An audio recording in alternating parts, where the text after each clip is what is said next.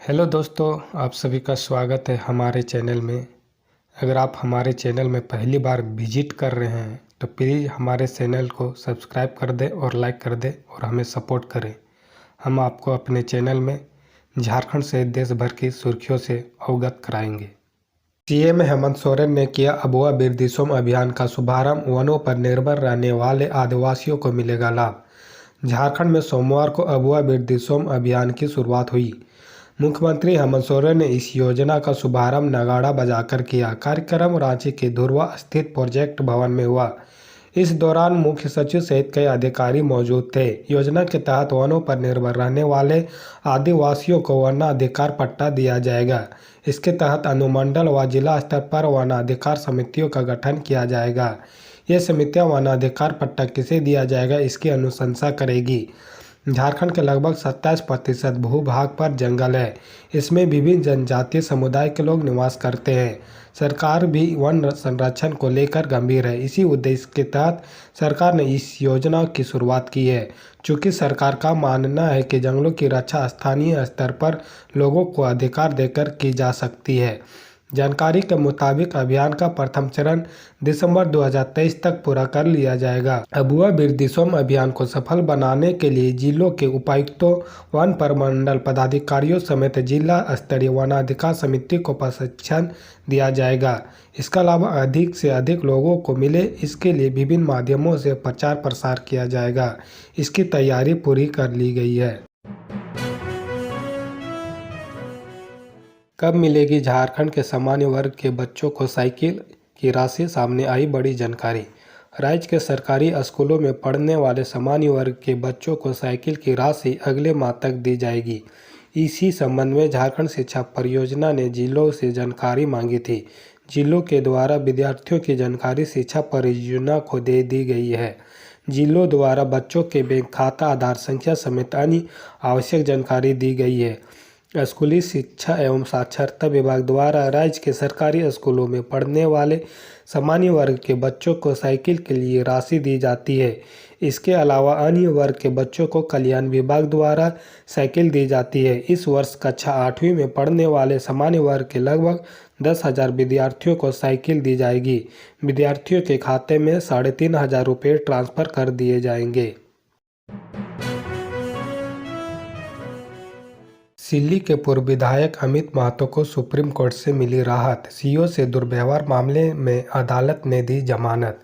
सोना हाथों के तत्कालीन सीओ आलोक कुमार के साथ गाली गलौज करने और दुर्व्यवहार करने के आरोप में जेल में सजा काट रहे सिल्ली के पूर्व विधायक को सुप्रीम कोर्ट से राहत मिली है। सुप्रीम कोर्ट ने पूर्व विधायक को मामले में बेल दे दिया है। सोना हाथों के तत्कालीन सीओ से गाली गलौज करने और दुर्व्यवहार करने के मामले को लेकर पूर्व विधायक अमित महतो को 2 साल की सजा सुनाई गई थी, जिसके बाद उनकी विधायकी भी चली गई थी। रांची सिविल कोर्ट के द्वारा सजा सुनाए जाने के बाद पूर्व विधायक अमित महतो ने उच्च न्यायालय में गुहार लगाई, जिस पर उच्च न्यायालय ने उनकी सजा को कम करते हुए 1 साल कर दिया था।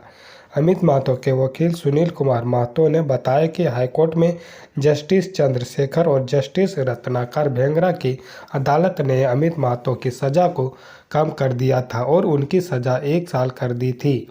इसके बाद पूर्व विधायक अमित महतो ने सुप्रीम कोर्ट में भी गुहार लगाई थी। अदालत में पूर्व विधायक अमित कुमार का पक्ष रखते हुए सीनियर एडवोकेट संजीव कुमार ने कहा कि उनके मुवक्किल अमित महतो पर लगाए गए आरोप बेबुनियाद है। जनता के हित के लिए उन्होंने तत्कालीन सीओ आलोक कुमार को फटकार लगाई थी, न कि उनके साथ किसी तरह की बदतमीजी की गई थी। सोमवार को सुप्रीम कोर्ट में पूर्व विधायक अमित कुमार महतो के वकील के दलील सुनने के बाद बेल की अनुमति दे दी है और राज्य सरकार को जवाब दाखिल करने का आदेश दिया है।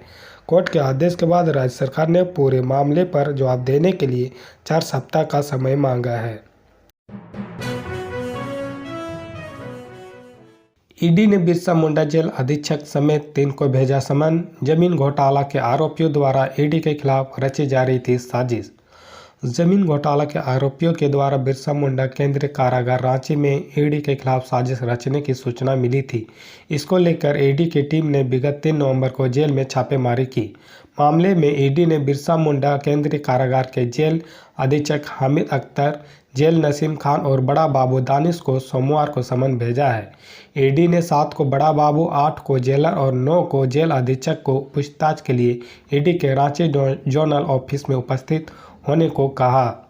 ईडी ने बिरसा मुंडा केंद्रीय कारा में 3 नवंबर की शाम छापेमारी की थी। मनी लॉन्ड्रिंग मामले में ईडी को सर्विलांस से मिली सूचना पर छापेमारी हुई थी। ईडी को सूचना मिली थी कि जेल में बंद ईडी को सरकारी गवाहों को धमकाया जा रहा है।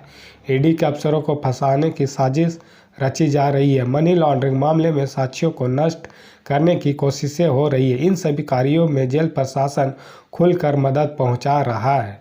ईडी ने इन्हीं सभी सूचनाओं के बाद जेल को सर्विलांस पर रखा था। सर्विलांस के दौरान ईडी को जेल में संदिग्ध गतिविधियों की जानकारी मिली। इसके बाद ईडी ने कोर्ट से छापेमारी के लिए अनुमति ली। कोर्ट की अनुमति के बाद ईडी के अधिकारी जेल पहुंचे थे।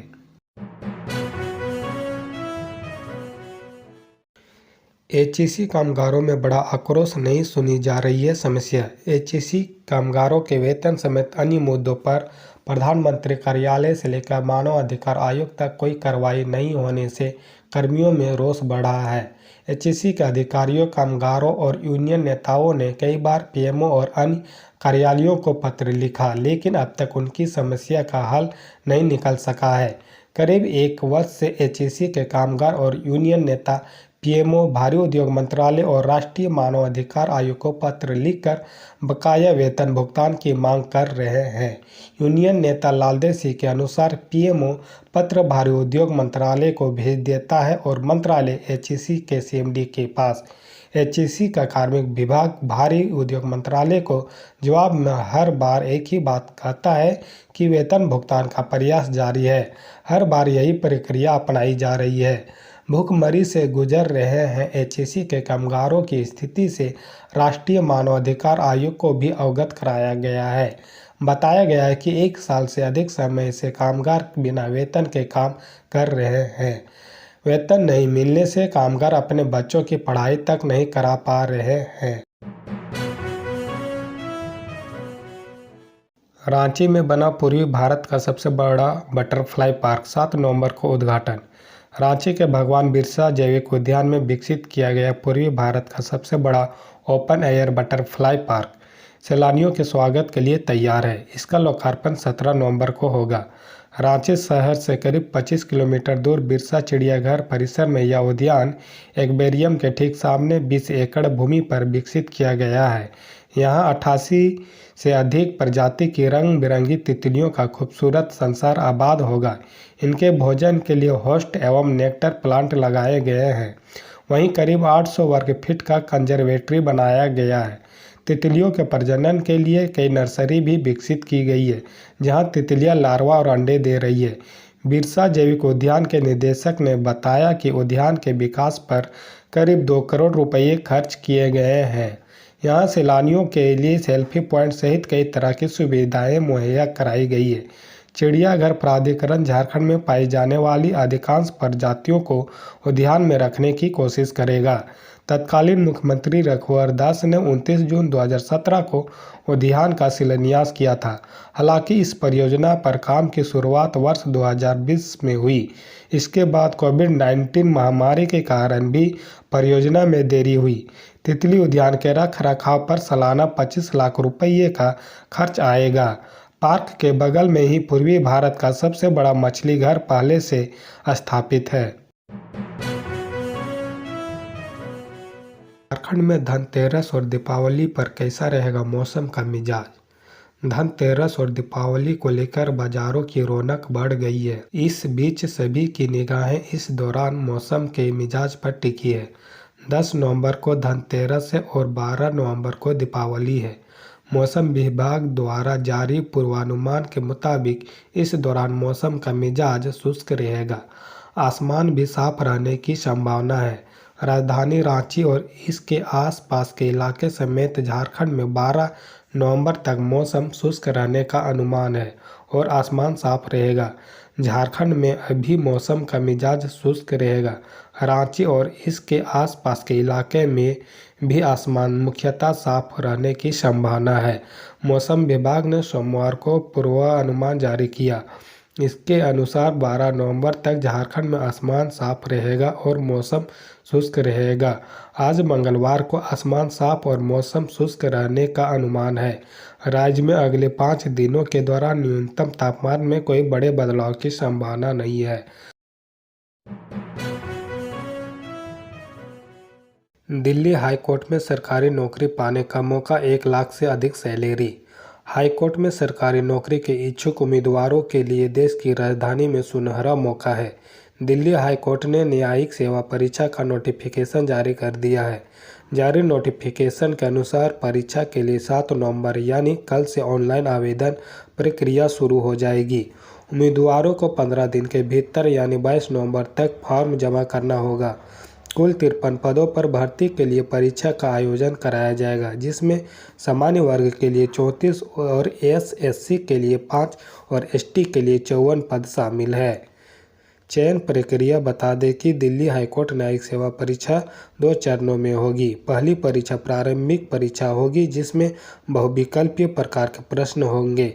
इसमें सफल होने वाले उम्मीदवारों को मुख्य परीक्षा में शामिल होना होगा, जिसके माध्यम से इंटरव्यू के लिए शॉर्ट लिस्ट किया जाएगा। आवेदन करने वाले उम्मीदवारों को निम्नलिखित शर्तों को पूरा करना होगा। वह भारत का नागरिक हो, वह एडवोकेट के तौर पर कार्य कर रहा हो या फिर एडवोकेट के रूप में भर्ती होने के लिए पात्र हो, उसकी उम्र 32 वर्ष से अधिक नहीं होनी चाहिए। अधिकतम आयु सीमा में आरक्षित कैटेगरी के कैंडिडेट को छूट दी जाएगी। मुख्य सूचना आयुक्त हीरालाल सामरिया सीआईसी पद पर पहली बार दलित। देश को पहला दलित मुख्य सूचना आयुक्त मिल गया है। सोमवार को सीनियर ब्यूरोक्रेट हीरालाल सामरिया को राष्ट्रपति द्रौपदी मुर्मू ने पद की शपथ दिलाई। इससे पहले यह जिम्मेदारी वाईके सिन्हा संभाल रहे थे। 3 अक्टूबर को उनका कार्यकाल पूरा हो गया था और तब से ही यह पद खाली पड़ा था। खास बात है कि इससे पहले सुप्रीम कोर्ट भी पद पर नियुक्ति के लिए जोर दे चुका है। 14 सितंबर 1960 में जन्मे सामरिया ने राजस्थान यूनिवर्सिटी से बीई सिविल की पढ़ाई की है। इससे पहले वह करीमनगर गुंटूर के कलेक्टर भी रह चुके हैं।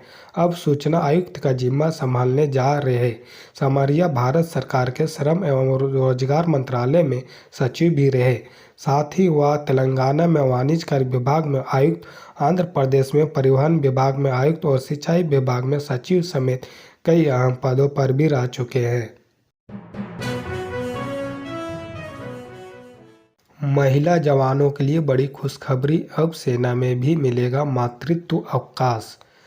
सशस्त्र बलों में महिला सैनिकों, नाविकों और वायु सैनिकों को मातृत्व, बाल देखभाल और बच्चा गोद लेने के अवकाश उनके अधिकारी समकक्षों के समान मिलेंगे। रक्षा मंत्री राजनाथ सिंह ने अवकाश के नियमों के प्रस्ताव को मंजूरी दे दी है। नियम जारी होने के साथ ही सेना में कार्यरत सभी महिलाओं को इस तरह की छुट्टियां दी जाएगी। छुट्टी के नियम सब पर समान रूप से लागू होंगे, चाहे वह अधिकारी हो या कोई भी सामान्य रैंक की कर्मी। रक्षा मंत्रालय ने एक बयान जारी कर कहा कि यह निर्णय सशस्त्र बलों में सभी महिलाओं की समावेशी भागीदारी के रक्षा मंत्री दृष्टिकोण के अनुरूप है। छुट्टी के नियमों के विस्तार से सशस्त्र बलों से संबंधित महिला विशिष्ट पारिवारिक और सामाजिक मुद्दों से निपटने में आसानी होगी। यह उपाय सेना में महिलाओं की कार्य स्थितियों में सुधार करेगा, उन्हें पेशेवर तथा पारिवारिक जीवन के क्षेत्रों को बेहतर तरीके से संतुलित करने में सहायता करेगा। सरकार ने भारत ब्रांड के तहत 27 रुपये 50 पैसे प्रति किलोग्राम आटे की बिक्री की शुरू की। केंद्रीय उपभोक्ता मामले, खाद्य और सार्वजनिक वितरण मंत्री पीयूष गोयल ने सोमवार को नई दिल्ली के कर्तव्य पथ से भारत ब्रांड के तहत गेहूं के आटे की बिक्री के लिए 100 मोबाइल वैन को हरी झंडी दिखाई। आटा 27 रुपये प्रति किलोग्राम से अधिक नहीं उपलब्ध होगा। आधिकारिक सूत्रों ने कहा कि भारत ब्रांड आटे की खुदरा बिक्री शुरू होने से बाजार में सस्ती दरों पर आपूर्ति बढ़ेगी और इस महत्वपूर्ण खाद्य पदार्थ की कीमतों में निरंतर कमी लाने में मदद मिलेगी। भारत आटा सोमवार से केंद्रीय भंडार, नेफेड और एनसीसीएफ के सभी भौतिक और मोबाइल आउटलेट पर उपलब्ध होगा और इसे अन्य सहकारी और खुदरा दुकानदारों तक विस्तारित किया जाएगा।